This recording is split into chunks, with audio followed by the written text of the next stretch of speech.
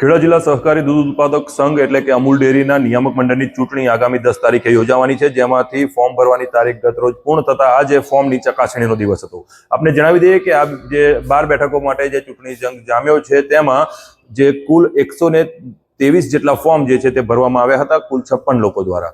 મહત્વનું છે કે આજે જ્યારે સવારે 10 વાગ્યાથી લઈને રાતના 10 વાગ્યા સુધી જે સ્ક્રુટિની કરવામાં આવ્યા હતા ફોર્મના અને જે વાંધા અરજીઓ પર સુનાવણી કરવામાં આવી હતી તેના અંતે અત્યારે રાત્રિના 10 વાગે 42 જેટલા ફોર્મ છે તે વ્યાજબી ઠર્યા છે અને તે ચૂંટણી જંગમાં ફાઇનલ યાદીમાં સામેલ કરવામાં આવ્યા છે। મહત્વનું છે કે આ સિવાય પણ 2 બેઠકો એવી છે કે જે અમૂલ નિયામક મંડળમાં જે ઠાસરા બેઠક પરથી પ્રીતિબેન પરમાર જેઓ બિનહરીફ જાહેર થયા છે ત્યાં એક જ ફોર્મ જે છે તે માન્ય રહ્યું છે, જ્યારે બીજી તરફે વીરપુર પરથી સાભઈભાઈ પરમાર છે તેઓ બિનહરીફ જાહેર થયા છે, એટલે કે ત્યાં પણ ફક્ત એક જ ફોર્મ જે છે તે માન્ય રહ્યું છે। હવે આગામી દિવસ એટલે કે આવતીકાલનો દિવસ જે છે ત્યારે ફોર્મને પરત ખેંચવાનો દિવસ છે, એટલે કે જોઈએ કે હવે પણ કયા પ્રકારના બીજા પરિવર્તનો આ બાકીની 11 બેઠકો પર જોવા મળે છે। આ જ પ્રકારના વધુ અપડેટ માટે જોડાયેલા રહેજો ટ્રેન્ડિંગ ગુજરાત સાથે। નમસ્કાર।